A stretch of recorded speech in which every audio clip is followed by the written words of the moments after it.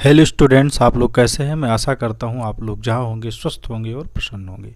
Students, आज हम लोग डे 8 के अकॉर्डिंग कंटेंट्स हमारा वही है, प्रीवियस होमवर्क सॉल्यूशन करेंगे। लेकिन अब की बार हम लोग फ्यूचर कंटिन्यूअस टेंस के बारे में डिटेल में पढ़ने की बात करेंगे। उसके बाद होमवर्क हमारा होगा और फिर टॉपिक फैक्ट्स के बारे में देखेंगे। तो आज हम लोग प्रीवियस होमवर्क बाद में करेंगे। सबसे पहले फ्यूचर कंटिन्यूअस टेंस के बारे में पढ़ते हैं। तो स्टूडेंट्स ध्यान दीजिए, फ्यूचर कंटिन्यूअस टेंस जो होता है, यहाँ पर गलत लिख गया, यहाँ होना चाहिए future continuous tense. Future continuous tense, continuous, यहाँ पर टेंस समझिएगा, ऐसा होना चाहिए, हेडिंग में ये होना चाहिए था। तो फ्यूचर कंटिन्यूअस टेंस, फ्यूचर जैसे नाम है, भविष्य काल की बात हो रही है। कंटिन्यूअस का मतलब जारी रहना चाहिए। भविष्य काल में जो काम जारी होता है उसे हम फ्यूचर कंटिन्यूअस टेंस कहते हैं। पहचान हमारा क्या है, ऐसे वाक्यों में काम का जारी रहना भविष्यत काल मतलब आने वाले समय में पाया जाता है।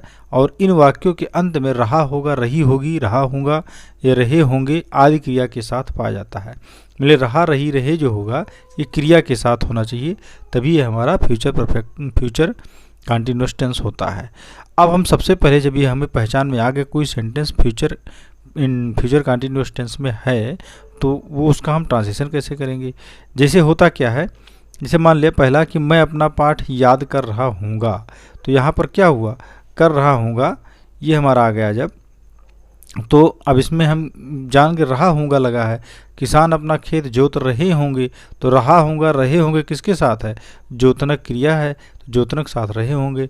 याद करना वर्ब है, ये क्रिया है, इसके साथ याद कर रहा हूँगा। इस तरह से जब कोई सेंटेंस होता है तो फ्यूचर कंटिन्यूअस टेंस होता है। अब हम इसका कैसे ट्रांसलेशन करेंगे, इसके लिए मैं आपको स्ट्रक्चर बताया हूँ। स्ट्रक्चर इसका क्या होता है, सब्जेक्ट होता है, उसके बाद शैल बी या फिर विल बी लगाएंगे, दोनों में से कोई एक लगाएंगे। उसके बाद वर्ब का फर्स्ट फॉर्म में आईएनजी जोड़ देंगे, उसके बाद ऑब्जेक्ट लिखेंगे और लास्ट में अदर या फिर जो कुछ हो। अब हम ऐसा देखते हैं, यहाँ शैल बी और विल बी, कब शैल भी लगता है कब विल भी लगता है। नॉर्मली शैल उसके साथ लगता है शैल भी, जो आई भी के साथ शैल भी लगता है, बाकी जो भी सब्जेक्ट होते सबके साथ विल भी लगता है। लेकिन स्टूडेंट से ध्यान रखना, शैल बी के जगह पर विल भी लगते हैं। जैसे आई बी के साथ शैल बी ना होकर के विल भी लगाएंगे, लेकिन आई के साथ में विल बी या विल भी लगाते हैं तो समझ जाइए वो कार्य श्योरिटी कर दी जाती है। जैसे मैं अपना पाठ याद कर रहा हूँगा, मैं है यहाँ पर, इसके साथ मैं विल बी का प्रयोग करूँगा, तो मैं अपना पाठ पक्का याद कर रहा हूँगा, इसमें कोई डाउट नहीं है। तो ऐसे में आई बी के साथ शैल बी, बाकी सबके साथ विल बी का प्रयोग करेंगे। अब हम देखते हैं, जैसे मैं अपना पाठ याद कर रहा हूँगा, तो अब यहाँ पर मैंने बताया आई बी के साथ शैल बी लगा दीजिए। तो आई सब्जेक्ट इसमें है तो यहाँ आई लिखे, इसमें साथ क्या होगा, शैल बी, SHALL, शैल और बी, यहाँ मैं लिख दिया आई शैल बी, ये हो गया। उसके बाद क्या आना चाहे, वर्ब का फर्स्ट फॉर्म है एनजी, तो याद करना वर्ब है, तो इसमें इसका वर्ब का फर्स्ट फॉर्म लर्न होता है, LEARN, लर्न। उसके बाद आईएनजी जोड़ देना है, लर्निंग। और क्या याद कर रहे हैं, अपना पाठ। तो अपना क्या है, आई के अकॉर्डिंग अपना अंग्रेजी, आई के साथ में अपना अंग्रेजी माई होता है। तो I shall be learning my lesson, ये हमारा सेंटेंस कंप्लीट हो, LESS हो, लेसन। नेक्स्ट देखते हैं, किसान अपना खेत जोत रहे होंगे, तो किसान का अंग्रेजी फार्मर होता है, FARMER, फार्मर। अब यहाँ पर रहे होंगे है, तो फार्मर आई भी तो है नहीं, अन्य चीज़ है, तो आई इसके साथ विल भी लगाइए, तो फार्मर विल भी। और इसमें क्या है वर्ब, प्लोइंग, खेत जोता अंग्रेजी क्या होता है, प्लोइंग होता है, PLOWING होता है, ऐसे PLOUGH, प्लोइंग, ING, प्लोइंग क्या जोत रहे हैं, अपना खेत। तो किसान है इसलिए हिज हो जाएगा, किसान यहाँ पर सब्जेक्ट, यदि वर्ब प्रोनाउन का प्रयोग करेंगे किसान के जगह पर, तो किसान एक आदमी है इसलिए ही लग जाएगा, तो ही के जगह पर अपने के अंग्रेजी हिज होता है, तो हिज फील्ड, FIELD, फील्ड, ये हो जाएगा, farmer will be ploughing his field. अब हम लोग नेक्स्ट देखते हैं इसी तरह का एग्जाम्पल। देखते हमारा है निगेटिव सेंटेंस। निगेटिव सेंटेंस का मतलब है जब किसी वाक्य में नहीं का प्रयोग किया हो। नेगेटिव सेंटेंस का अर्थ ही होता नकारात्मक वाक्य।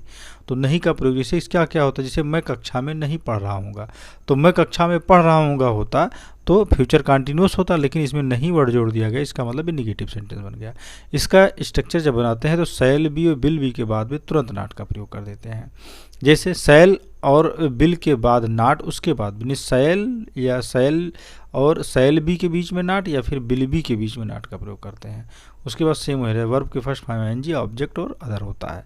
तो जैसे मैं कक्षा में नहीं पढ़ रहा हूँगा, तो आप सब्जेक्ट आपका आई है, उसके बाद शैल या विल, तो यहाँ पर आई के साथ शैल लगता है, आई शैल, उसके बाद नॉट, यहाँ बिल बी तुरंत नहीं लगाएंगे, आई शैल नॉट, उसके बाद बी, प्लस शैल और बी के बीच में नॉट का प्रयोग कर दिए, आई शैल नॉट बी। अब क्या है, पढ़ना, तो पढ़ रहा है तो reading, READING, reading, I shall not be reading, और मैं कक्षा में नहीं तो इन द क्लास, ऑब्जेक्ट है ही नहीं तो अदर में है इन द क्लास, ये हमारा सेंटेंस हो, मैं कक्षा में नहीं पढ़ रहा हूँगा, I shall not be reading in the class. Next है, तुम कल इस समय स्कूल नहीं जा रहे हो, ये भी नहीं आ गया, तो तुम यू हो जाएगा। अब क्या आ जाए, शैल या विल, तो यहाँ पर आई विल लगेगा, यू विल, उसके बाद में नॉट बी, वर्ब का आईएनजी फॉर्म, तो जाना है तो गोइंग, कहाँ जा रहे हैं, स्कूल को, to the school, to school लिख दो, SCHOOL, स्कूल, ये हो गया, दामत लिखो। अब है कल, तुम कल इस समय, अब यहाँ पर एट दिस टाइम, यहाँ पर इस समय का अंग्रेजी क्या होता है, एट दिस टाइम। उसके बाद कल, यहाँ पर फ्यूचर टेंस में कल की अंग्रेजी टुमारो होता है, TOMORROW, ये होता है TOMORROW, टुमारो। इस तरह से ये सेंटेंस कंप्लीट हुआ। अब हम इंट्रोगेटिव सेंटेंस पढ़ते हैं। इंट्रोगेटिव सेंटेंस के नाम से ही प्रश्नवाचक वाक्य कहते हैं। इसमें क्या होता है, इसमें 3 प्रकार के वैसे बनते हैं। जब प्रश्नवाचक वाक्य, प्रश्नसूचक शब्द जिसे कहते हैं, जब प्रश्नवाचक वाक्य में प्रश्नसूचक शब्द क्या से प्रारंभ हो, जब प्रश्नवाचक वाक्य जो है प्रश्नसूचक शब्द क्या से प्रारंभ, इसको काटो, तो इसका मतलब कोई ऐसा सेंटेंस है जिसमें प्रश्नसूचक शब्द पहले ही आ गए, बोले क्या शब्द का प्रयोग स्टार्ट में ही हो। जैसे क्या वह अपना पाठ याद कर रहा होगा, तो ध्यान दीजिए यहाँ याद कर रहा होगा, रहा रही के साथ गागीगे भी लगा, इसका मतलब फ्यूचर कंटिन्यूअस है, लेकिन इंट्रोगेटिव भी है क्योंकि क्या स्टार्ट में लग गया। तो जब प्रश्नवाचक शब्द वाक्य शुरू में लगता है तो उसका स्ट्रक्चर होता है विल या शैल, उसके बाद तुरंत सब्जेक्ट, उसके बाद बी, उसके बाद वर्ब के आईएनजी फॉर्म, उसके बाद ऑब्जेक्ट, उसके बाद अदर होता है। तो इसका ट्रांसलेशन हम कर लेते हैं। तो विल या शैल, सब्जेक्ट आपका ही है तो यहाँ बिल हो जाएगा, तो बिल, उसके बाद सब्जेक्ट होता है तो सब्जेक्ट इसमें ही है, बिल ही, उसके बाद तुरंत बाद नॉट लगाओ, बिल ही बी, उसके बाद वर्ब का आईएनजी फॉर्म, तो लर्निंग हो जाएगा, LEARNING, लर्निंग। अपना है तो ही के लिए हिज होगा, हिज, हिज, उसके बाद अपना पाठ है तो हिज लेसन, LESSON। क्या वह अपना पाठ याद नहीं कर रहा होगा, अच्छा याद कर रहा होगा तो will he be learning his lesson, हो गया, क्वेश्चन मार्क जरूर लगाएंगे। ये हमारा इंट्रोगेटिव। अब यहाँ पर इंट्रोगेटिव को नेगेटिव जब बनाना होता है तो जहाँ सब्जेक्ट हो वहीं तुरंत नॉट, जैसे will he not be learning his lesson, क्या वह अपना पाठ नहीं याद कर रहा होगा, ऐसा होता तो सब्जेक्ट के तुरंत बाद नॉट लगा देंगे। नेक्स्ट हम लोग देखते हैं, अगर प्रश्नसूचक शब्द वाक्य के बीच में हो, मतलब जैसे ये मैंने बताया तुम्हारे पिताजी कल कहाँ जा रहे होंगे, तो ये कल जो है ये सेंटेंस में है और शुरुआत में नहीं बीच में है। तो ऐसे प्रश्न इंट्रोगेटिव सेंटेंस का हम कैसे ट्रांसलेशन करते हैं इसको हम जानते हैं। सबसे पहले हम क्या लिखेंगे, क्वेश्चन वर्ड लिखेंगे, उसके बाद बिल या शैल, आई बी के साथ शैल, बाकी सब के साथ बिल, उसके बाद सब्जेक्ट लिख देंगे, उसके बाद बी लिख देंगे, उसके बाद वर्ब का आईएनजी फॉर्म लिखेंगे, उसके बाद ऑब्जेक्ट, फिर अदर जो बचेगा। अब हम लोग कर लेते हैं, देखिए तुम्हारे पिताजी कल कहाँ जा रहे होंगे, तो सबसे पहले क्वेश्चन वर्ड, तो कहाँ जो है यहाँ पर कहाँ की अंग्रेजी क्या होती है, WHERE, वेयर।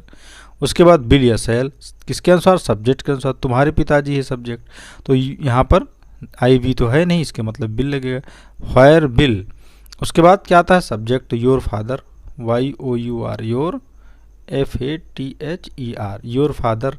उसके बाद क्या लगेगा, सब्जेक्ट के बाद क्या बी लगता है तो यहाँ बी लगा दो, तो क्या होगा, where will your father be. उसके बाद आईएनजी, जाना का अंग्रेजी गोइंग हो जाएगा, एक जाना आपका वर्ब था इसलिए तुरंत वर्ब लग गया तो गोइंग हो गया, तो where will your father be going. अब तुम्हारे पिताजी कल कहाँ जा रहे थे, तो where will your father be going हो गया, ऑब्जेक्ट है नहीं। नेक्स्ट हम लोग देखते हैं, वह अपनी पुस्तक क्यों नहीं पढ़ रहा होगा। अब यहाँ पर ध्यान दें, क्यों भी बीच में है और नहीं भी नेगेटिव भी है। तो सबसे पहले हम व्हाई, पहले क्या लिखेंगे, व्हाई। मैंने बताया था इंट्रोगेटिव यदि नेगेटिव हो तो सब्जेक्ट के तुरंत बाद नॉट लगाते हैं। तो व्हाई, उसके बाद सब्जेक्ट क्या है, वह है, तो वह जब है तो बिल लगेगा, व्हाई बिल, उसके बाद तुरंत सब्जेक्ट। देखिए क्वेश्चन वर्ड विल या सेल, उसके बाद सब्जेक्ट, तो यहाँ विल या सेल में से विल लग गया। अब सब्जेक्ट हमारा क्या, ही है, लड़का तो नहीं है, देखो ही रहा होगा, इसका मतलब लड़का है, ही लगेगा। ये होगी होता तो लड़की इसी लगा देते। तो व्हाई विल ही, उसके बाद सब्जेक्ट के बाद क्या लगाएं, तुरंत बी लगाते हैं, तो यहाँ बी लिख दो। तो व्हाई विल ही बी। अब ध्यान दीजिए, मैंने एक चीज़ और बताया, नहीं भी है तो सब्जेक्ट के बाद नॉट लगाना था, तो यहाँ आप नॉट का प्रयोग कर दें, व्हाई विल ही नॉट, तब बी लिखेंगे। यहाँ ध्यान दीजिए, जब इंट्रोगेटिव नेगेटिव होता है एक साथ तो सब्जेक्ट के तुरंत बाद नॉट का प्रयोग करते हैं। तो यहाँ सब्जेक्ट हमारा ही है, उसके तुरंत बाद नॉट लगे, उसके बाद मैंने बी लिखा। अब हमें आईएनजी फॉर्म लिखना है, पढ़ना है, तो पढ़ना के लिए रीड होता है तो रीडिंग हो जाएगा, आईएनजी फॉर्म में रीडिंग हो जाएगा। तो why will he not be reading, अपनी पुस्तक, तो अपनी की अंग्रेजी क्या होती है, वहाँ के लिए हिज हो जाएगा, हिज। उसके बाद पुस्तक अंग्रेजी BOO के होगा, एक क्वेश्चन मार्क जरूर लगाएंगे। ये हमारा सेंटेंस कंप्लीट हुआ। अब हम लोग आगे देखते हैं। हमारा आगे अगला प्रकार है, जब प्रश्नसूचक शब्द जो है वाक्य के बीच में क्या हो। प्रश्नसूचक जब कौन कौन सा वाक्य, हाउ मेनी हो, या हाउ मच हो, या हुज हो, या विच हो। हाउ मच का प्रयोग वहाँ होता है जब हम किसी ऐसी चीज़ के बारे में बात कर रहे हैं। हाउ मच का मतलब कितना होता है, जिसको हम काउंट नहीं कर सकते हैं। जैसे कितना दूध या कितना पानी, तो दूध हो पानी को गिनने वाली चीज़ तो है नहीं, ये नापने वाली चीज़ है, तो इसको नाप सकते हैं बट काउंट नहीं कर सकते। इसलिए हाउ मच का प्रयोग जहाँ नाप सकते हो, मीजर कर सकते हो, बट इसे काउंट ना कर पाऊँ। हाउ मेनी का इसी का जस्ट अपोजिट, हाउ मेनी को हम काउंट कर सकते, गिन सकते हैं, और इसको नहीं गिन सकते थे हाउ मच को। हुज का मतलब किसका होता है, हुज का मतलब कौन सा होता है। अब ये सेंटेंस जब कहीं ये शब्द है, कितना, कितने, किसका है, किसकी है, क्वेश्चन वर्ड किसी सेंटेंस में, तो उसके तुरंत बाद इससे रिलेटेड नाउन का प्रयोग करते हैं। तो ये हमारा how many, how much, whose, which, इससे के तुरंत बाद रिलेटेड नाउन लगा देते हैं। उसके बाद बिल या सेल, उसके बाद बी होता है, फिर वर्ब का आईएनजी फॉर्म, ठीक है, उसके बाद ऑब्जेक्ट, उसके बाद अदर। अब देखते हैं एक सेंटेंस, कमरे में कितने लड़के सो रहे होंगे। तो कितने लड़के हैं, तो कितने की अंग्रेजी यहाँ हाउ मच की हाउ मेनी, यहाँ कितने की अंग्रेजी हाउ मेनी होगा, क्यों, क्योंकि लड़कों को हम काउंट कर सकते हैं। तो यहाँ लिखेंगे हाउ मेनी, उसके बाद रिलेटेड नाउन क्या है, लड़के हैं तो बॉयज, हाउ मेनी बॉयज। अब यहाँ पर विल या सेल का प्रयोग करेंगे। अब जो विल लगेगा तो मतलब आई बी तो है नहीं सब्जेक्ट, हमारा सब्जेक्ट क्या है, बॉयज है, तो यहाँ पर विल लगेगा, तो will, how many boys bill. उसके बाद क्या लगना चाहिए, वर्ब का आईएनजी फॉर्म, यहाँ बी लगा दो, बिल बी। अब क्या कर रहे हैं, सोना, सो रहे हैं, तो स्लीपिंग, SLEEPING, स्लीपिंग, कमरे में लड़के, in the room, in the room. ये हमारा सेंटेंस कंप्लीट हुआ। How many boys will be sleeping in the room, कमरे में कितने लड़के सो रहे हैं। नेक्स्ट, जब प्रश्नसूचक शब्द, आप देखिए इंपॉर्टेंट चीज़ है, कभी कभी हमारे सेंटेंस में क्वेश्चन वर्ड का प्रयोग, जिसे कौन वर्ड है, इसका प्रयोग होता है, बट इसको हम क्वेश्चन वर्ड तो मानते हैं, क्वेश्चन इंट्रोगेटिव सेंटेंस मानते हैं, लेकिन इसका ट्रांसलेशन हम अफर्मेटिव सेंटेंस की तरह करेंगे। जैसे क्या होता है, जब प्रश्नसूचक शब्द कौन, WHO हु का प्रयोग वाक्य में कर्ता का कार्य कर रहा हो, मतलब ये कर्ता का कार्य करता है, इसको सब्जेक्ट की जगह पर हु का प्रयोग करेंगे। क्योंकि हु जो है किसी सेंटेंस में, तो आपको सब्जेक्ट ना पता हो तो उसमें हु लगाकर प्रश्न करेंगे तो आपको सब्जेक्ट पता चल जाएगा। जैसे कमरे में कितने लड़के सो रहे होंगे, कमरे में कौन सो रहा हो, लड़के हैं, तो लड़के यहाँ पर सब्जेक्ट है। तो नेक्स्ट हम देखते हैं, अब कर रहा हो तो जैसे कर रहा हो तो सबसे पहले उसे लिख करके विल बी या सेल बी का प्रयोग कर। स्ट्रक्चर देखते, सब्जेक्ट इसको हम मानते हैं तो WHO हो गया, विल या सेल, उसके बाद बी, उसके बाद वर्ब का आईएनजी फॉर्म, फिर ऑब्जेक्ट, फिर अदर हो जाता है। अब हम ट्रांसलेशन कर लेते हैं।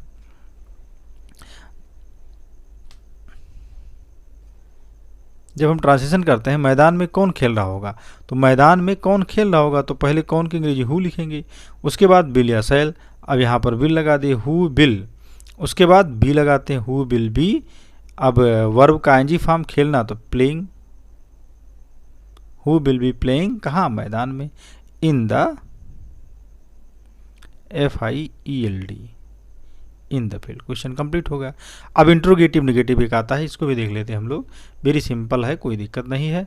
इंट्रोगेटिव निगेटिव मैंने आपको एक बार बता दिया। इंट्रोगेटिव निगेटिव सेंटेंसेज में सब्जेक्ट के बाद बी के पहले, नहीं सब्जेक्ट के तुरंत बाद और बी के पहले नॉट का प्रयोग करते हैं। मैंने आपको ऊपर बता चुका हूँ, जिसे वह अपनी पुस्तक क्यों नहीं पढ़ रहा होगा। अब इसमें क्यों भी है और नहीं भी है, तो क्या हो जाएगा, क्योंकि अंग्रेजी व्हाई होती है, व्हाई, उसके बाद क्या लगाएंगे, विल है, व्हाई विल,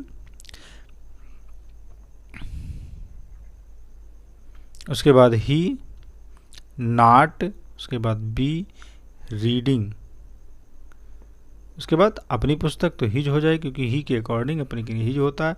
उसके बाद बुक हो गया। वह अपनी पुस्तक क्यों नहीं पढ़ रहा होगा, why will he not be reading his book, question mark लगाएंगे। अब हम लोग क्या करेंगे, अपना ये हमारा होमवर्क है स्टूडेंट्स, इसको हम कर लेंगे एक एक करके। यह वह एक पत्र लिख रही होगी, वही लड़कों को नहीं पढ़ा रहे होंगे। क्या मैं अपने गांव पैदल जा रहा हूँगा, तुम्हारे पिताजी कल कहाँ जा रहे होंगे, अब स्कूल कौन आ रहा होगा, मैं गहरी नींद में सो रहा था, क्या वही लड़के मेरे। ये हमारे प्रीवियस वीडियो का होमवर्क था, इसको हम इस वीडियो में सॉल्व करेंगे। प्रीवियस मैंने इसके पहले वाले वीडियो का पहला सेंटेंस हमारा है, क्या आप मेरा नाम जानते हो। अब इसको पहचानेंगे, किस टेंस का वाक्य है, नाम जानना है, जानना क्रिया है, इसके साथ में ता है ती है लगा है, इसका मतलब प्रेजेंट इंडेफिनिट टेंस है। लेकिन टेंस तो मुझे पता चल जा रहा है। अब हम इसको जानेंगे किस कौन सा मतलब सेंटेंस क्या है। इसको देखिए क्या लगा है, क्या मतलब इंट्रोगेटिव सेंटेंस है। इंट्रोगेटिव में भी पहला प्रकार आपको मैंने बताया, जब प्रश्नवाचक शब्द क्या से स्टार्ट हो, इसलिए क्वेश्चन वर्ड से ही स्टार्ट हो, तो उसका मैंने स्ट्रक्चर बताया था इंडेफिनिट टेंस में कि मतलब डू या डस का प्रयोग पहले करेंगे। उसके बाद देखिए लिखेंगे तो यहाँ पर आप मेरा, तो ये मतलब आप है, यू है, यू सब्जेक्ट होने पर क्या लगता है, आई यू वी दे के साथ में डू का प्रयोग करते हैं, और प्लूरल सब्जेक्ट के साथ में भी डू का प्रयोग करते हैं, बाकी सब के साथ डच का प्रयोग करेंगे। तो इसका मतलब यू है तो आई यू वी दे है, इसका मतलब डू का प्रयोग करेंगे। आई यू वी दे और प्लूरल सब्जेक्ट के साथ डू का प्रयोग होता है, डू हो गया। उसके बाद सब्जेक्ट लगता है डू यू नो, के एन ओ वर्ब लगेगा, के एन ओ डब्ल्यू। अब इसको आपको डिटेल में पढ़ना है तो हमारी पहली वीडियो में आपको इसके बारे में बहुत अच्छे से बताया हूँ, वो वीडियो आप जा करके देख लीजिए, तो आपका सारा कॉन्सेप्ट प्रेजेंट इंडेफिनिट टेंस का क्लियर हो जाएगा। तो डू यू नो, क्या आप जानते हैं किसका नाम, मेरा नाम, do you know my name, नहीं अब यहाँ पर मेरा do you know my name, क्या आप मेरा नाम जानते हैं, ये हो गया। आजकल एक किताब, वह आजकल एक किताब लिख रहा है, तो वह सब्जेक्ट है तो ही लिखिए। अब यहाँ पर देखिए टेंस कौन सा, लिख रहा है, वह क्रिया के साथ रहा है रही है का प्रयोग है। इसका मतलब रहा है रही किस में होता है, प्रेजेंट कंटिन्यूअस में होता है। तो प्रेजेंट कंटिन्यूअस में क्या होता है, सब्जेक्ट होता है, इज एम आर होता है, उसके बाद वर्ब का एनजी फॉर्म होता है, फिर ऑब्जेक्ट होता है, फिर जो बचता है वो होता है। तो ही हो गया, तो ही सी इट और सिंगुलर सब्जेक्ट के साथ इज लगता है, तो वह है तो ही इज। उसके बाद लिख रहा है तो राइटिंग, WRITING, राइटिंग क्या लिख रहा है, आ बुक सब्जेक्ट होगा, आ बुक। अब आजकल बचा, इसकी अंग्रेजी क्या लिखेंगे, नाउ, NOW नाउ, फिर आ डे, ये हो गया। वह राम से मिलना चाहती है तो ही नहीं सी होगा क्योंकि लड़की है, सी। अब देखो ये भी प्रेजेंट इंडेफिनिट क्योंकि चाहना के साथ ता है ती लगा है, तो सी चाहना की अंग्रेजी वांट होता है, WANT। तो ही सी इट और सिंगुलर सब्जेक्ट के साथ वर्ब में यस यस लगता है, तो इसमें वांट में लगेगा तो वांट्स हो जाएगा। सी वांट्स क्या कर मिलना, to meet, she wants to meet to Ram, क्या होगा, टू राम, राम से, ये हमारा हो गया। वह चाय नहीं पीता है, ये भी प्रेजेंट इंडेफिनिट ही है, ये भी निगेटिव सेंटेंस है। तो वह पीता है इसका मतलब लड़का है, तो सी नहीं होगा ही होगा, तो ही। अब देखिए जब सब्जेक्ट आपका ही हो, सी हो, इट हो या सिंगुलर सब्जेक्ट हो तो क्या करते हैं, नहीं के लिए डज नॉट का प्रयोग करते हैं। आई यू बी दे और प्लूरल सब्जेक्ट होता है तो नहीं के लिए डू नॉट का प्रयोग करते हैं। तो यहाँ पर आई यू बी दे तो प्लूरल सब्जेक्ट है नहीं, वह है तो ही हो गया, तो ही के साथ डज नॉट का प्रयोग करें, तो ही डज नॉट। उसके बाद उसका first form he does not. अब यहाँ पर चाय पिया जाता है तो चाय को पेट भर के नहीं पीते इसलिए टेक लिखेंगे, take, he does not take tea, हो गया। वह चाय नहीं पीता, सेंटेंस कंप्लीट। हम घर की सफाई करेंगे, ये किस टेंस का वाक्य है, करेंगे, तो करना गागी ये लगा है, इसका मतलब फ्यूचर इंडेफिनिट है। तो फ्यूचर इंडेफिनिट में क्या लगता है, सब्जेक्ट होता है तो वी हो गया। वी आई और वी के साथ विल शैल का प्रयोग करते हैं, तो we shall, SHALL, we shall. अब सफाई करना, क्लीन होगा, CLEAN, क्लीन, CLEAN, सफाई करना अंग्रेज clean. Be shall clean home. अब यदि अपने घर की होता तो आवर होम हो जाता, हो गया सेंटेंस कंप्लीट। पक्षी आकाश में उड़ रहे थे, तो जब पक्षी आकाश में इसका टर्न से बनाएंगे तो बर्ड, सब्जेक्ट क्या है, बर्ड। और रहा रही के साथ में था लगा है, इसका मतलब पास्ट कंटिन्यूअस है, तो बर्ड वाज, क्योंकि एक मिनट रहे थे, तुम लोग ढेर सारे हैं तो बर्ड्स हो जाएगा, तो birds were, WERE, words were. अब तुरंत बाद वर्ब का ING फॉर्म लेगा, तो फ्लाइंग, FLYING, फ्लाइंग, कहाँ उड़ रहे थे, आकाश में, इन द स्काई, ये हमारा सेंटेंस होता है। ने क्या गीता सुबह गाना नहीं गा रही थी, तो गा रही थी, रहा रही के साथ था थी लगा, इसका मतलब ये भी पास्ट कंटिन्यूअस टेंस है। तो यहाँ पर लेकिन इंट्रोगेटिव है, तो इसमें वाज या वर का प्रयोग सबसे पहले लिखेंगे। तो गीता है सब्जेक्ट है, इसलिए वाज लगेगा, सिंगुलर है, नाम है किसी का, तो वाज गीता। उसके बाद क्या लगेगा, वर्ब का ING फॉर्म नहीं लगा है तो सब्जेक्ट के तुरंत बाद नॉट लगा दो, तो वाज गीता नॉट। गा रही है तो सिंगिंग हो जाएगा, सिंगिंग, क्या गा रही है, ए सॉन्ग, ए सॉन्ग, लेकिन प्रॉब्लम है सुबह गा रही है, in the morning, in the morning हो गया, MORNING, ये क्वेश्चन मार्क लगा देंगे, ये सेंटेंस कंप्लीट था। नेक्स्ट देखते हैं, उसने कल ऑफिस को साफ किया। अब देखो ये भी किया, जब वर्ब के साथ में बड़ा आ की मात्रा, बड़ी ई की मात्रा, ए की मात्रा हो, या ता था, ती थे, ते थे हो, तो पास्ट इंडेफिनिट होता है। आप वीडियो को जा करके पीछे इस देख सकते हैं, उसमें उन्हें पास्ट इंडेफिनिट के बारे में बहुत बढ़िया से बताया है, और उसको आप एक बार सुन लेंगे तो ये कभी प्रॉब्लम नहीं होगा। अब ये सब मिक्स होमवर्क है, तो मैंने एक साथ आपको बताया है। तो उसने कल ऑफिस को साफ किया, तो उसने की अंग्रेजी ही हो जाएगा, ही। उसके बाद वर्ब का सेकंड फॉर्म लगा, सब्जेक्ट, वर्ब का सेकंड फॉर्म, फिर ऑब्जेक्ट, फिर अदर होता है पास्ट इंडेफिनिट में, तो सब्जेक्ट होगा, वर्ब का सेकंड फॉर्म क्या लिखेंगे, क्लीन्ड, CLEANED, क्लीन्ड। ऑफिस के लिखेंगे ही cleaned office, he cleaned to office, OFFICE। और कल किया है तो yesterday, past and different tense में, पास्ट टेंस में कंग यस्टरडे होता है, YESTERDAY, ये हमारा होगा, he clean to office, he cleaned office yesterday. Next हम देखते हैं, राम कल यहाँ क्यों नहीं आया, तो ये भी नहीं है और क्यों भी है, इंट्रोगेटिव आ गया और पास्ट इंडिफिनिट है, तो लिखेंगे पहले क्यों की अंग्रेजी, व्हाई डिड, क्योंकि पास्ट इंडिफिनिट डिड का प्रयोग होता है इंट्रोगेटिव में, व्हाई डिड, सब्जेक्ट आएगा राम, उसके बाद नहीं है तो नॉट लगाओ, सब्जेक्ट तुरंत बाद not, why did Ram not. उसके वर्ब का फर्स्ट फॉर्म आना की अंग्रेजी क्या है, आना है, तो COME, come, why did Ram not come, यहाँ तो हेयर हो जाएगा ऑब्जेक्ट की जगह। उसके बाद कल भी है तो यस्टरडे लिखो, YESTERDAY,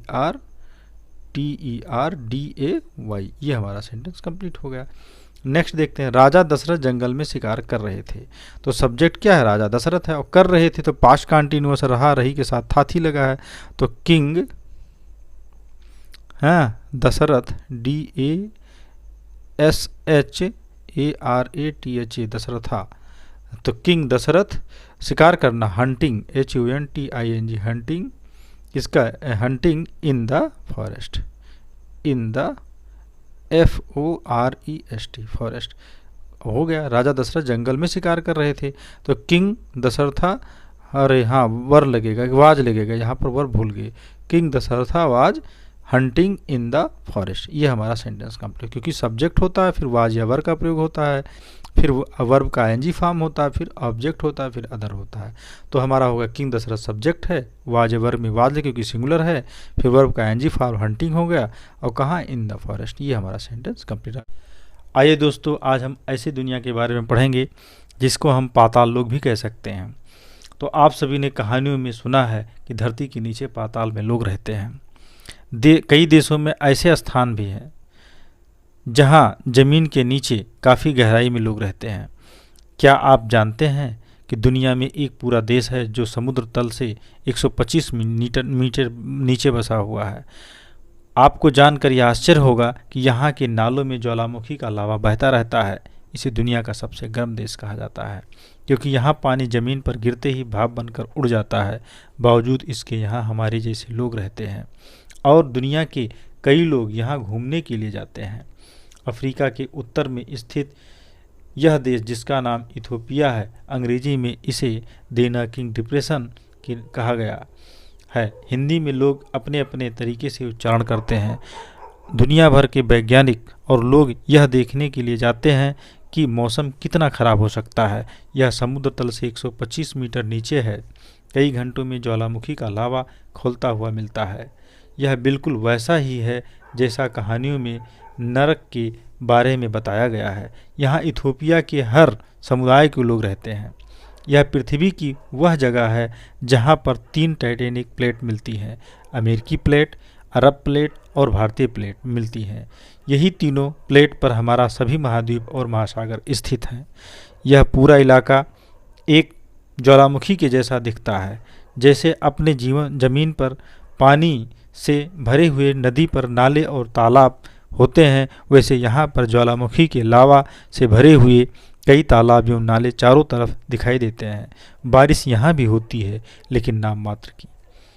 पानी जमीन पर गिरते ही भाप बनकर उड़ जाता है। यहाँ पहुंचकर कोई नहीं कह सकता कि आप धरती पर हैं। यहाँ कोई दूसरा ग्रह लगता है।